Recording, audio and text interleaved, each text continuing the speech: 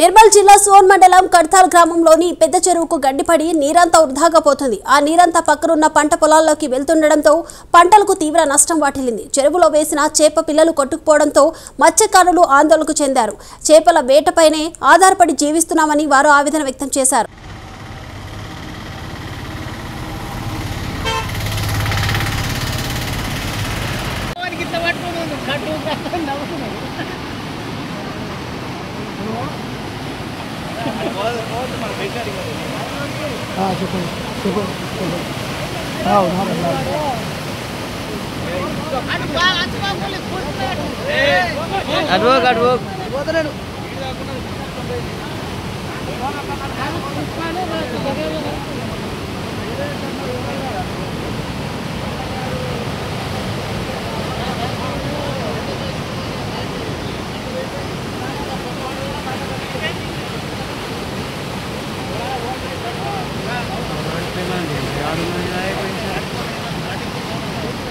మంత్రంగా సరుకులు చేయడం ద్వారా ఈరోజు తీవ్ర నష్టం జరిగింది.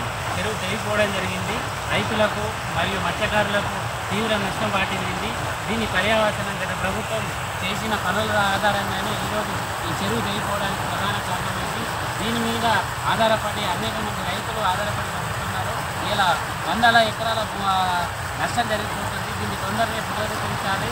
అలాగే ఈ పాలకులపైన చర్య తీసుకోవాలి. గత పాలకులపైన చర్య తీసుకొని ఖచ్చితంగా ఈ చెరువును మళ్ళీ పునరుద్ధరించాల్సిందిగా మనవి చేసుకుంటున్నాం.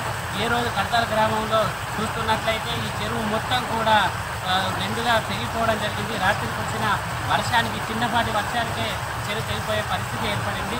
ఏ విధమైన నాసిరకం పనులతో ఈరోజు మన చెరువు తెగిపోవడానికి కారణమైందో ఆ కారకుల మీద అందరిపైన కూడా చర్య తీసుకోవాల్సిన బాధ్యత ప్రభుత్వం పైన ఉంది.